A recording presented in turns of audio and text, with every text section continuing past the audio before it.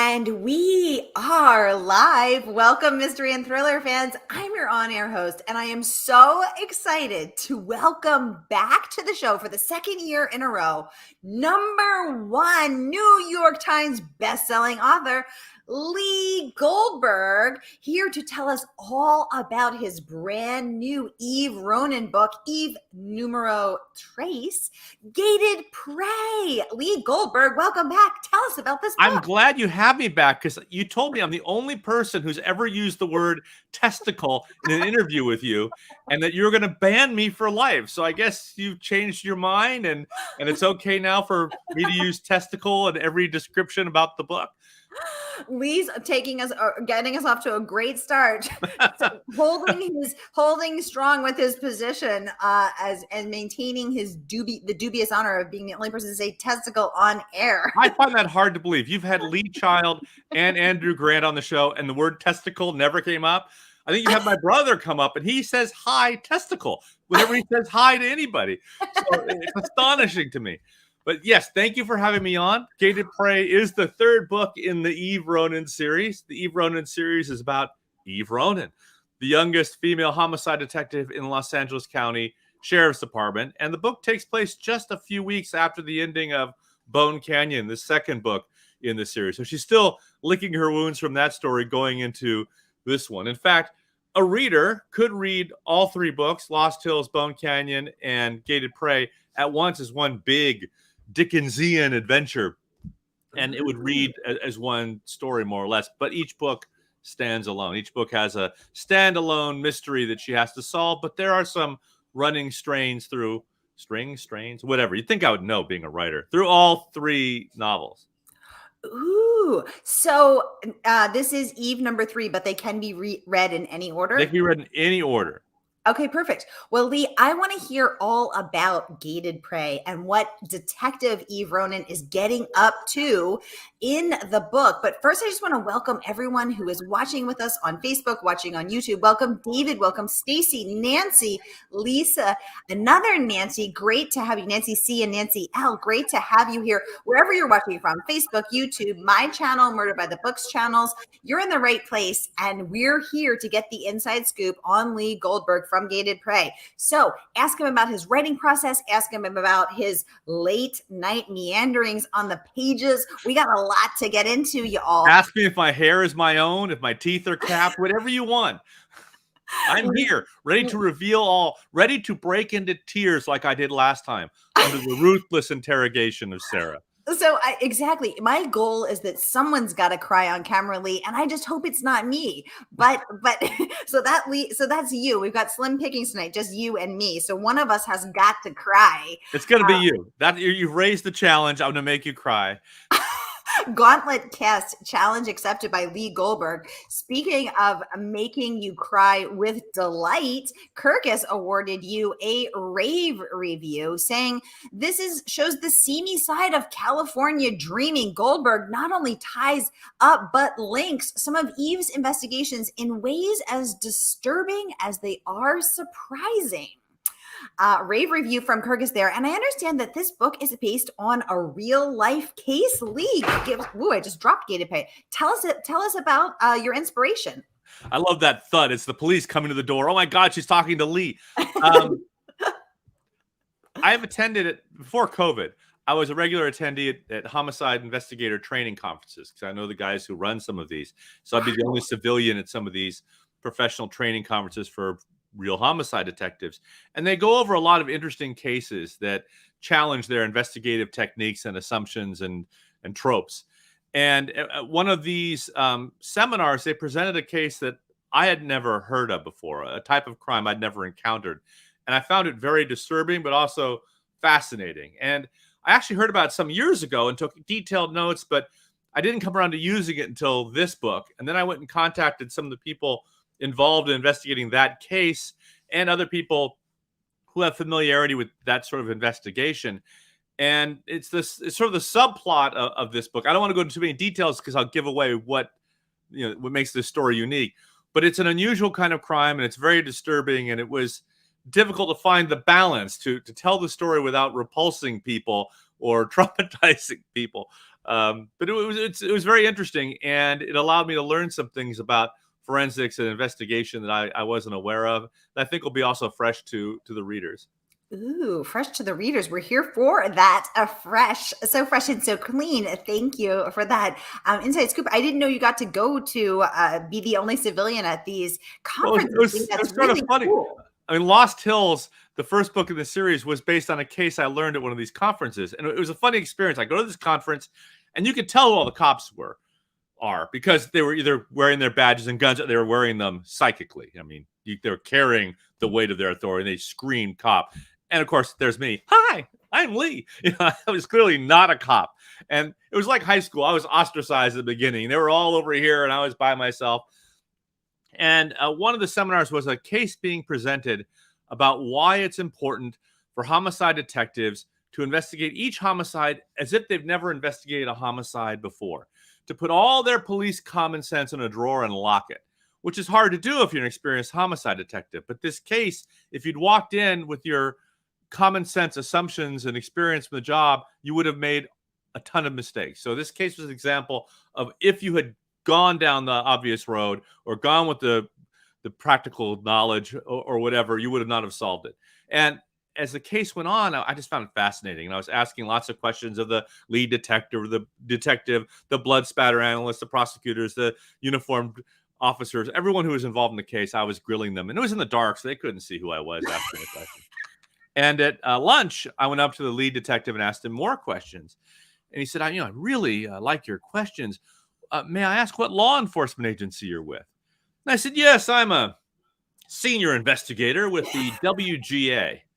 He said, I'm not familiar with that agency. And I said, Writers Guild of America. He said, you're a freaking writer? How the did you get in here? And I pointed to the guy who runs the conference who, did this. And the detective said, well, if he thinks you're good enough to be here, so do I. And besides, your questions are great. Keep asking them. So the other detectives in the room saw I was accepted by this guy, so that made me like a cool kid. And then that evening, since we were all stuck in this same hotel in Wisconsin in a snowstorm, I bought drinks for everybody. So they knew I was an easy touch, and I was from Hollywood. So they all wanted to tell me their greatest cases and get me to buy them more drinks. And by the time the conference was over, I had all of their business cards. They all wanted to help me, and it was a great experience. And each one of my Eve Ronin novels has been influenced by the things I learned at that homicide investigators training conference. But I also have a wide array of law enforcement professionals that I call upon for advice and research and facts as I write my books. But my books are not documentaries.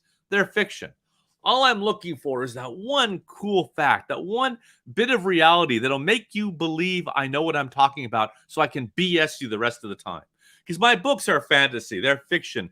But it's just those kernels of realism that makes you buy into my BS, to buy into my fictional world and believe it's real. It just adds that air of authenticity.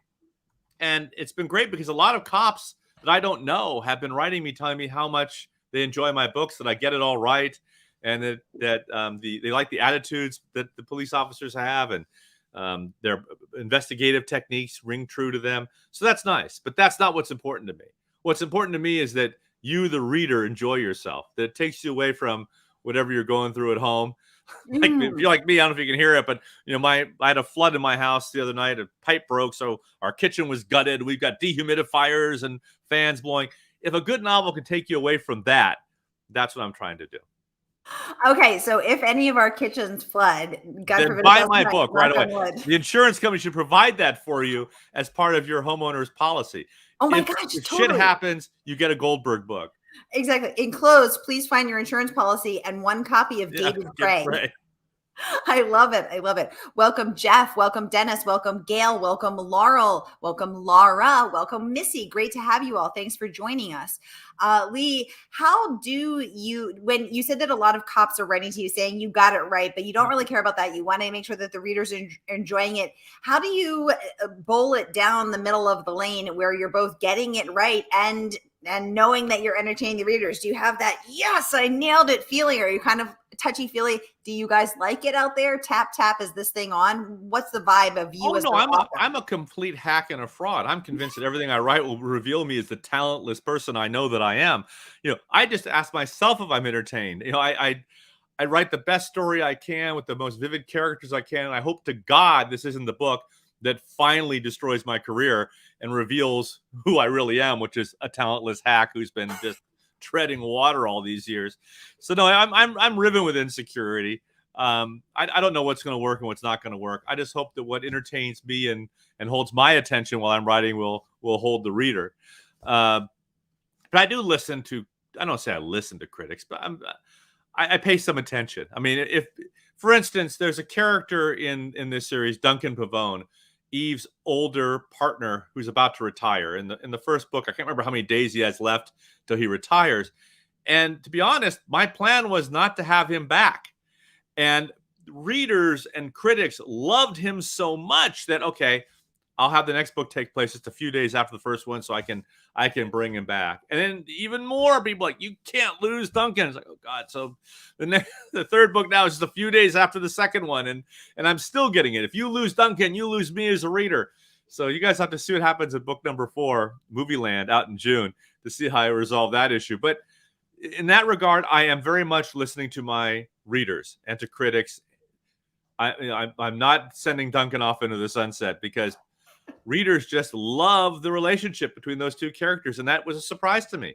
I had really seen him as one of many partners she might have over the course of her early career.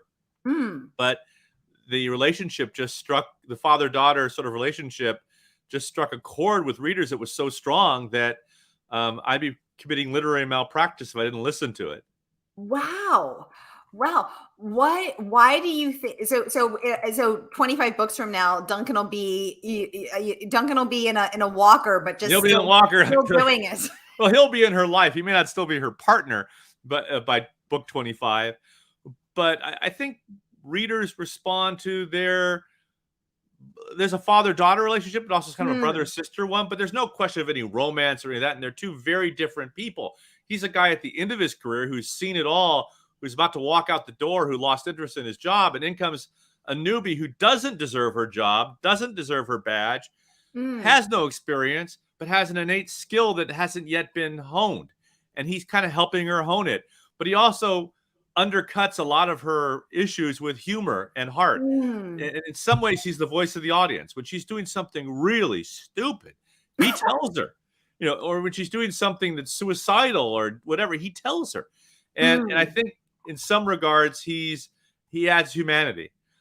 He's married. He has kids. He's not the typical middle-aged cop that you see in these kinds of police procedurals. He's not alcoholic. If he has a problem, it's that he eats too much. He's fat and he likes food, but it's not that he's got a secret addiction. He's sleeping with a hooker, or he's haunted by the serial killer who slaughtered his family, or he's got flashbacks from Nam. None of this stuff. He's basically a guy who found a way to balance family and career. And he's trying to teach Eve, who's going to burn out real soon if she keeps on her current path. Oh my gosh, I love it. Well, as someone who loves food, it shows. You're gigantic. You are morbidly obese. Have you thought about yoga or something? I'll put them on my post-quarantine goal list there, Lee. Thank you. Melissa Watson saying, hi, Sarah and Lee. Hey, Melissa, thanks for joining us all the way from Australia, the land down under. Great to have you with us tonight. I love Australia. In fact, I was going to set a book there that fell through, but I went there on a trip, and I went to Sydney and Brisbane and Tasmania, and I just loved it. I love Australia too. I actually used to live in Brisbane. It's so great there. Welcome, Melody. Welcome, Shelly, Antonio, Ali, Fariha, Ayo, Jeff. Welcome, everybody. So great to have you here. If you've been here before, you know the drill. And if you're new, we're so delighted to have you. If you have any questions for Lee, you don't have to wait till the end. You can get them going in the chat right now. This is your time to talk to this #1 New York Times bestselling author. Ask him anything. I'm glad you're impressed by that #1 New York Times bestselling author bit, because my wife isn't. It's like, hey, #1 bestselling author. The laundry doesn't get upstairs by itself. Hey, #1 New York Times bestselling author. Would it kill you to put the toilet seat down? I get no love here about that. So it's funny. I'll name drop a little bit. I wrote a script years ago that was optioned for a film, and Kevin Costner was going to star, and I spent a lot of time with Kevin Costner the movie didn't get made, but we spent a lot of time together working on the script. And one day we were together and I said, so what was it like when you were named sexiest man alive? And he said, didn't mean a thing in my house. Hey, sexiest man alive. Would it kill you to put the milk back in the refrigerator? Oh my gosh, I didn't know that. That is so funny. That well, is at the end so. of the day, all these Hollywood stars are just normal people like you and I. I mean, I've done a lot of television, a lot of film, and that's the one thing. It's just a job. And when the cameras aren't on, the paparazzi aren't on, they're just like us. They have bad breath. They have BO. They have good days, bad days, good skin, bad skin, and more. I mean, I would go to restaurants with Kevin Costner, and no one would recognize him because he didn't have the lights, the makeup, and he just looked like the grungy guy in the sweatshirt and jeans with the fat Hollywood writer. Oh my gosh, I love it. I love it. Oh, I love the little subtext you have here. Lee jokes that his wife is not impressed. Thank you. Thank you very much. When you put at the bottom here, and Lee's wife is sleeping with somebody else and he doesn't know it. Ha ha ha. I shall not slander your French wife in this way. You should do her with a French accent, Lee. I feel like I could do her. Melissa is letting us know that it is springtime here in Brisbane. And it's pronounced Brisbane. Thank you, Melissa. Yes, it's so great. It's so funny how the seasons are opposite there. So we're heading into the dark, cold days of winter. At least we are here. Lee's in Calabasas. It's summer every day for Lee. He's just in New York. It's a state of mind. It's summer every day for me as a state of mind.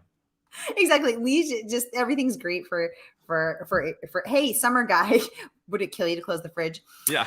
Lee, Mystery and Suspense magazine also gave you a rave review saying that this is a great series. Eve Ronin continues to dazzle and show her gritty side as she progresses in the LA Sheriff's Department.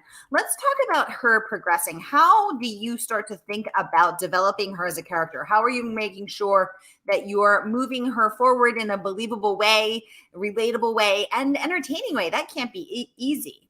Well, one of the things I love about this character is that she is flawed, that she doesn't know it all, that she doesn't have the experience, and she makes huge mistakes. I am bored reading books where the hero is always right, always one step ahead of everybody else, a deductive genius, and doesn't make missteps, doesn't get blinded by his own arrogance or her own arrogance or the certitude that they're right about something. And Eve is so young and so fresh that she just, you sometimes want to strangle her. And I do have reviews on Amazon where the readers go, I'm not very happy with her. I want to strangle her all the time. It's like, good, because I want a heroine that has room to grow. She has real skills. And she also can be a hypocrite. She says all the time that she's not political, yet she's clearly political. It's how she got her badge, by using politics. So I like the hypocrisy and inconsistencies in her character, because to me, that's what makes a character memorable and interesting and funny and dramatic and emotional. It makes me want to write about them, but also gives me stories to tell. It's boring if a character doesn't have those rough edges and weak spots and problems and irritations. And because the first 3 books take place over a period of, I think, 3 months altogether, she hasn't grown a lot. She's learned some painful lessons and is literally still carrying the bruises of the mistakes she made on the previous cases where she broke bones and was in accidents and whatnot. And she's still feeling the professional repercussions of things she's done and mistakes she's made, which is nice for me. And I think nice for the reader. And I think that's what makes Eve a fresh character. Plus, she's so young. She has so much growing to do in her personal life and in her professional life. And unlike other characters in these kinds of books, she doesn't have a deep, dark, haunted past. She's 25 years old. She barely has a past. She has a family. She has a mother. She has brothers and sisters. She has a life outside the sheriff's department, though she's not spending much time in that life, which is one of the things her partner keeps telling her. You can't just make it all about the job. You have a family. You have other things you need to concentrate on. So there's a long way for me to go with Eve. I mean, it'll be many books before she's Harry Bosch or John Rebus or even Kinsey Milhone, someone who really knows her stuff and knows has learned to trust her instincts, because some of Eve's instincts are dead wrong. And she even learns important lessons from bad guys. I won't give things away, but in one of the books, a bad guy criticizes her, and all his criticisms are right on. And her partner Duncan says, this guy was right when he told you X, Y, and Z. And she's like, but he was a killer. Yes, but killers aren't always 100% wrong. I mean, you can be a killer, but still have good advice about gardening, whatever. So that's the other thing. I try to have fully rounded characters. Just because someone's bad in one aspect of their life doesn't mean they're evil all the way through their lives. And I also am a firm believer that there's humor in even the most tragic and sad situations. I find books that are humorless utterly unrealistic, because in my life, at least, even in the darkest times, there have been some humorous things that have happened. And I think that's true for all of us. I don't mean cracking one-liners like it's Seinfeld or something, but there's humor, and humor is also a release valve, and humor is also humanizing. And I think people relate more to people through humor than through pain. I think too many writers believe the more angst I give a character, the more misery, the more horror, the more the readers will relate to that character. I believe the opposite. The more warm and funny and relatable I make a character, the more readers will feel a tie to them. Oh, I love that perspective. That's so interesting, because I've never heard anyone really think through it or express it that clearly or like that, but it's so true. I feel like, there's all this kill your darlings, make them suffer, cram the suffering in and then let them crawl out of it. And that's character evolution or something. But I actually love this idea that that you're sharing, that actually humor and making her a little gentler, or as you said, a release valve. I love that idea. Then I'm going to keep doing it. I was thinking about scrapping it, but now after this interview, you've given me the confidence I need to say the chorus. You're not a talentless hack. Okay, good. I'm glad to release that. Are you typing this stuff as fast as I say it? You're like quoting me immediately. That's amazing. I need you in my life doing subtext just when I'm having conversations at the grocery store. Hi, how are you? He really means he doesn't want to be talking to you. He wants out of this checkout line. You could just be my... I could narrate your life. Oh my gosh, I love it. Welcome Penelope, welcome Brad, welcome Stacy, welcome Carrie. So great to have you all here. Melissa has a question. She says, apologies, Lee. I haven't read any of these series. Which is the first one? Melissa, no apologies are necessary. This series is to connect you to your favorite writers and introduce you to your next favorite writer. So here's Lee Goldberg. Lee, tell us about the first book. What do you mean no apologies necessary? I am deeply offended to the core of my being, to the very spirit of who I am, that there's someone out there who hasn't read my books. That's inconceivable to me. Don't you know who I am? I wrote for the New Adventures of Flipper. How could you not have read me? Everyone knows me. You can read any book I've written. You could read Lost Hills. You could read true fiction. You could read the Adrian Monk mysteries that I wrote. I've written 40 books, and I'd be happy if you read any one of them. I mean, I think for me, from what I've heard, the books that have gotten people into, that have been gateway drugs into reading my books, have been true fiction. A book I wrote called The Walk, about a guy who's stuck in downtown LA when the big one hits and has to walk back to his gated community in Calabasas. And Lost Hills, the first book in the Eve Ronin series. So give Melissa a little bit. So the first book in the Eve Ronin series is Lost Hills. Then next we have Bone Canyon. And now we have the third out. Gated Prey. Get out now, Gated Prey. And you were saying earlier, Lee, that they don't have to be read in order. They can be read in either any way you find them. So I hope that answers your question, Melissa. Let us know if you have any others. I'm just scrolling through, making sure I don't miss anything. Welcome, Carrie. Welcome, Elizabeth. Welcome, Becky. Welcome, Andrew. Great to have you all here. I'm going to steal a drink of vodka. Yeah, exactly. And I shall too. Lee, Steve Netter said that violent crimes and desperate criminals and homicide detectives, oh my, Lee Goldberg delivers an intriguing, fast-paced, and satisfying novel. Do you have a favorite review? Were you like, yes, I feel seen by any review in particular, or are they all just music to your ears? I'll take any praise I can get from anybody. I mean, there's a reviewer who said, what I love most about Lee's books is he's not afraid to use the word testicle. And that review really has stuck with me.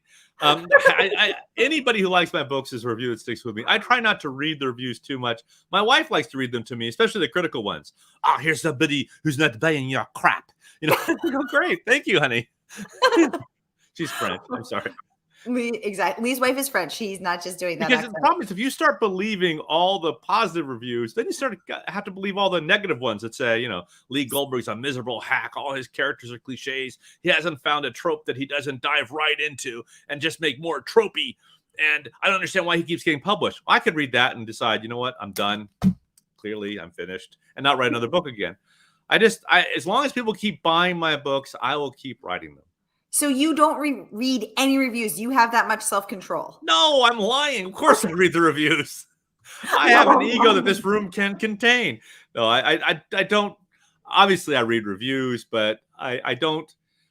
I think there's a real danger in buying your own BS, so to speak. I mean, there are writers, and few of them, because most writers I know are great, but they'll read, you're the second coming of John Updike and Michael Connolly, crossed with J.K. Rowling, and they start believing that. Yes, that's me. That is me. I'm so good. The rest of you are mediocre, but me, I'm excellent. I wrote a really incredible scene last night that was only matched by the incredible scene I wrote the previous night. There are writers like that who talk about how great their I think this new book of mine is even better than the great book I wrote last year. And it makes me cringe when people say that, Lee? There are people who say that. It's like, I was really excited about this book. This one's really terrific because I think my character, who's one of the best in crime fiction, really excels in this book, because I thought I'd reached the pinnacle in the last one. And I watch interviews like that or hear them speak, and I just like, oh, God, I never want to become that guy. I never want to become the guy who thinks he's God's gift to writing. I'd much rather be the guy who thinks he's the biggest fraud, because at least it keeps you honest and somewhat have some humility. But also it keeps you, I think, from, I won't mention names, but there's some writers I read who I think must have editors who are terrified them because they definitely need editing, but aren't taking it.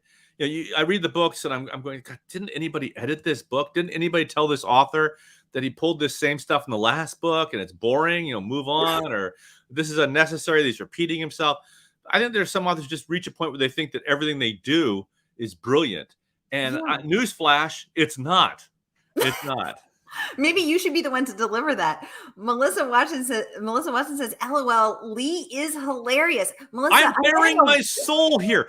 I am not trying to be funny. I'm trying to reach some understanding about my own inner frailty, and she's finding it funny. Well, I'm getting an ab workout. I'm laughing so hard, and my cheeks are actually starting to hurt. So I'm getting a face workout and an ab workout. So it's working well for me. Like, so as someone who does try to stay humble, but also keep doing it over and over and over again, making yourself better, evolving as a writer for over the course of 40 books, Lee, that is no small accomplishment. And also as someone who has a publishing company and edits and reviews the work of others, what do you think are the 3 or however many you think you need keys to really doing your best work, really performing, bringing it home as an author? I think that all stories must start with character. Okay. You can have the cleverest mystery in the world. Doesn't matter if your characters aren't interesting and well drawn. The key to a character, as I talked about earlier in talking about Eve, is conflict. You need a character who's got a lot of personal conflict. And that doesn't mean dying of cancer or haunted by a serial killer in their past. To me, those are cheap conflicts. Too many writers go the easy route. They're alcoholics, they're sex addicts, they're divorced and their wife was killed and by the serial killer he put away. Whatever. I mean, find some real personality and interesting conflicts for your characters, and then create other characters around them who will exacerbate those conflicts or force your character to confront their demons and conflicts and insecurities, because that'll create humor, drama, and interesting storytelling. And I always think of the mystery in terms of how will it aggravate my character? How will it drive him or her to overcome a whole bunch of real obstacles and psychological and emotional obstacles within themselves? And then when I craft the story, I make sure that every scene moves the story forward or reveals character. If it doesn't, I cut it. I also make sure every scene has conflict. If there's no conflict in the scene, it goes. I also just hate exposition. I don't need to be told everything about a character on page 1. Let it come out organically as the story happens. And if possible, let it come out through action and dialogue. Don't give me a giant Irving the Explainer in prose, or force feed it to us in dialogue. Exposition is death.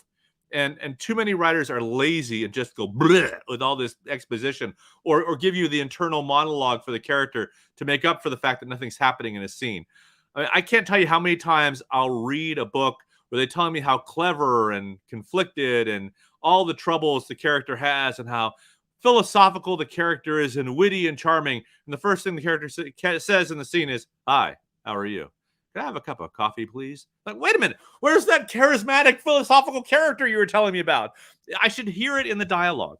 And also, the dialogue should be unique. If what the character is saying can be said by any other dialogue, it's bad. By any other dialogue, excuse me. If it can be said by any other character, it's bad dialogue. If you can't tell from the line that's being said which character said it, it's a bad line of dialogue 9 times out of 10. Ooh. So those things drive me as I'm writing. And I also outline. I don't have very detailed outlines, but I know who done it. I know what the clues are, and I basically know how I'm going to get there. That doesn't mean I won't change my mind, as I have obviously done many times. I call them living outlines, because I finish my outline about 2 weeks before I finish my book, because I'm always revising the outline to take into account the changes I'm making in the manuscript. One of my mentors, Stephen J. Cannell, who created the A-Team and the Rockford Files and a bunch of other wonderful shows, he talked about an outline this way. Nobody just gets in their car and starts driving. You get in your car and you know you're going to the grocery store or you're going to New York. And the way you get there is going to be, you take the freeway, you're going to take Main Street, whatever. That doesn't mean you won't make a detour, or something interesting might not happen to you on the way to the grocery store or to New York. But at least you know at the outset, here's where I'm going. Here's what my goal is and how I intend to get there. It doesn't mean that you won't change your mind along the way. And that's what the outline does for you. It means you're not making up the story as you sit down to write. And too often I read books where it's clear to me that the author is treading water, that he's waiting for the story to come to him, and he's writing and writing and writing until he gets to it, and then never goes back and cuts the crap that he did when he was treading water. Wow. And I see that more with successful writers than with amateurs. Because the successful writers apparently don't have someone saying, go back and cut that crap. Or they feel they're too good to recognize. They think my crap's gold. It's not. So that to me is important. And I wrote 5 books with Janet Ivanovich. And I thought now I'm going to sound like the guy I just described. I thought I was a pretty good writer. I thought I kind of knew what I was doing. But writing those 5 books with Janet, I learned so much. I thought I was a tight writer. She would take 2 pages of my crap and narrow it down to 2 lines that I wrote that said it all. It's like, why didn't I know that? The 2 lines were there. Why didn't I realize that those 2 lines set the scene or described the character, and all the rest was BS? It was overindulgence. Let the reader color between the lines themselves. They don't need to have every little hair on the character's head described, or everything they're wearing and everything about the room. So I learned a lot from Janet about being much tighter in my writing, but also Janet made me adjust my writing style, at least in terms of the Eve Ronin novels. I make my writing disappear. I don't want my writing to be clever. I don't want my writing to be powerful. I want my writing to be invisible. Maybe in the first 2 paragraphs of an Eve Ronin novel, I'll be clever and have an authorial voice. But after that, I just want the writing to do its job and let the characters and the action and the dialogue move the story forward. If I have something clever to say, I try to put it in a character's mouth. And if I can't, I don't say it. So Janet's feeling, and I think it works for my Eve Ronin novels, is that you don't want the writing to call attention to itself, because then the reader will remember their reading. And they won't be lost in the story anymore. You're going to pull them out and remind them I'm looking at words on a page. But if you can make the writing disappear, if you can make the character so vivid and the story so strong that it carries the reader through, you're succeeding. And that's what I try to do. And that is a lot harder than it sounds, to take the writing out of your writing. And that's not true for every kind of book that I write, but it is true for the Eve Ronin novels. my authorial voice is stronger in true fiction, killer thriller, and fake truth, my Ian Ludlow thriller series. But that's a different kind of story I'm trying to tell there. And here, just for Eve Ronin, it works to de-write, if there's such a word, de-write my novels, to take the writing out and let the propulsiveness, the propulsion be the story and the characters and their conflicts. So that's the short answer to your question. That's so interesting. So when you say you want the writing to be invisible, does that mean not using a word that I'm going to have to go look up in the dictionary because that's an eye bump? So if you use an exceedingly clever word that I don't know what the heck that means, always use simple. Instead of saying a cacophony, say it was loud. You know, don't try to be a smart ass. You know, if their hair is black as coal, just say their hair is black. You don't need to say coal. It's a cliche. That's the thing. I hate cliches. I don't want to ever write or read up shit creek without a paddle, looking for a needle in a haystack. You know, all those, if you've heard cool as a cucumber and all those coal black or any of those things before, it's a cliche. If you've read it before or heard it before, it's a cliche. Don't use it. Every cloud has a silver lining. All that stuff. Just get rid of it. It's bad writing. It's lazy writing. It's cheap writing, and you should be ashamed of yourself. Now someone's going to say, I just found this cliche on page 4 of your book, smartass. If it's there, I'm humiliated, and I deserve to be. Page 1, the night was black as coal. It's coal, yeah. Thank you for this inside peek. It's so interesting to know what you as a writer and also an evaluator of other people's writing, have learned over the years and have honed yourself as a craft. Melissa saying good dialogue is great. Too much description kills the flow, I feel. I agree. And I think it also downplays the reader's imagination. You just need to say enough for the reader to get a unique image, or at least your point of view. And then they'll color in the rest, and that will invest them more in the story anyway. I don't need to know every type of furniture in the room and what fabric is on it. But if I tell you something about the nature of the person who lives in that room and one key unusual piece of decorating, whatever, that reflects that personality, then you will fill in the rest. And it'll make it more evocative. I just used a big word, but evocative for you that way. At least that's my secret sauce. When you were writing with Janet Ivanovich, I mean, she just was hitching her wagon to your star. Oh, I wish she would go off on her own and try to make something of herself. Janet, come on. But when she was cutting your 2, what you thought was tightly honed pages down to 2 sentences, my God, my brain is scrambling to keep up. Did she say to you, did she send you a red line version? She was like, Lee, too much, or she just cut it and didn't even respond? She did both. Cut it and said too much, or lose the blah, blah, blah. And she was right. And I thought it was to the bone. And in a way, it harkened back to, I've done a lot of work in television. And my biggest mentor in TV was a guy named Michael Gleason. And he created Remington Steele. And I hear his voice in my head every day. I mean, he had a huge influence on me as a writer and as a producer and even as a boss when I'm doing a show and how I treat people. And he would do that. He would cut, he'd say, lose the blah, blah, blah, or he'd just cross it out and say, make better. It's like, what do you make better? But he was very harsh, but he was also really on it. And he made me better. And he would say, yes, there should be a joke here, but it should be one that reflects character, not a good punchline. So he would often cut funny stuff because it just didn't feel like it came from a character-based place, even if the line made him laugh out loud. This is a great line. He'd say it. He'd be reading my script. This is hilarious. Crap. Cut. Like, you're saying it's hilarious. Yeah, it's very funny. Wrong for the show, but hilarious. God, you're talented. You're going to have so much rewriting to do. Well, when someone gives you feedback, make better. I mean, that sounds very Russian. Make better. That's all you get. But when someone just gives you such a little, I mean, isn't it somewhat personal? What is better? By the time someone says make better on your manuscript, hopefully by that time you have a relationship with that person where you understand what they mean, what they think good writing is, what they think a good scene is, what they think good character is. So you can use that as your benchmark, because you'll have seen or read something they think is really good, and you'll understand what it is you're going for, especially if you have a shared vision for something. And there'll be like shorthand that you develop. That was on a TV show. And when you're in a TV show, there's a writer's room, and each series has its own shorthand about the characters that work and stories that work and relationships that work. And that becomes like a secret language in a way.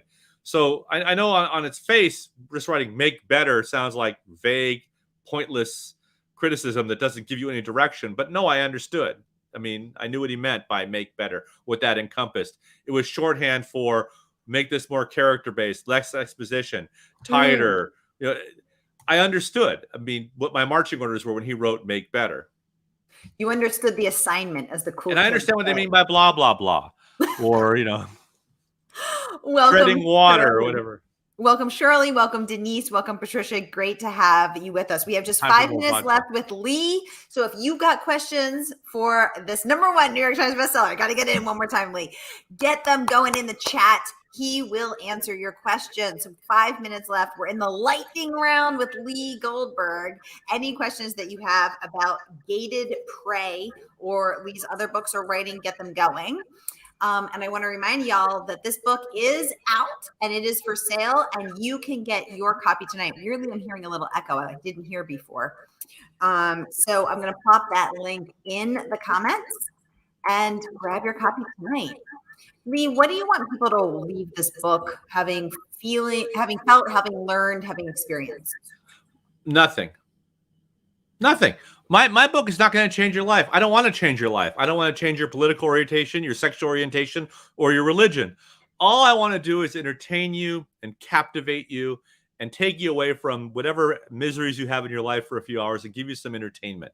My goal is not to change the world. I don't have a message here about women's rights or the environment or climate change or Judaism or anything else. It's just trying to tell a good, entertaining story that you'll enjoy and hopefully will force every friend and relative to buy. And make us laugh. But also to scare the crap out of you or to anger you or to make you excited. I want to do, or even make you cry or to make you hurt a little bit. I want you to feel a range of emotions when I tell you these stories, but I don't have an agenda. I'm obviously a liberal, so maybe my liberal attitudes come out in my books, but I don't come out and say horrible things about Republicans or conservatism or anything like that. I try to be apolitical and just tell a good story.